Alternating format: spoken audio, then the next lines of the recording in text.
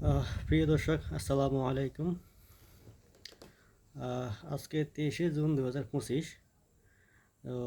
গতকাল 22শে June 2025 America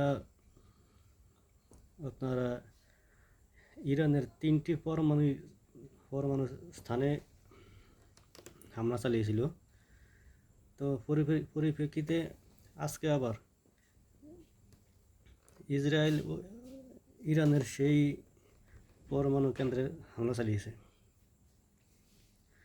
তো ইরানের প্রতিক্রিয়া কি?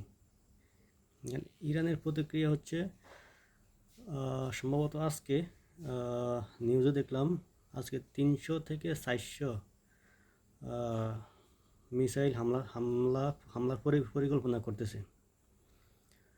তো রাশিয়া দিক দিয়ে বলছে যে যুক্তরাষ্ট্র ও ইসরায়েলের হামলা একটি অবৈধ। তো এদিক দিয়ে ইউরোপ এবং চীন এই হামলা বন্ধের জন্য জোর দাবি জানাচ্ছে। তো দেখা যাক কি হয়। এখন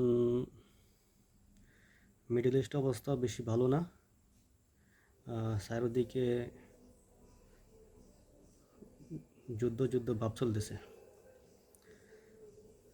দেখা যাক কি হয়। সবাই ভালো থাকবেন। আসসালামু আলাইকুম।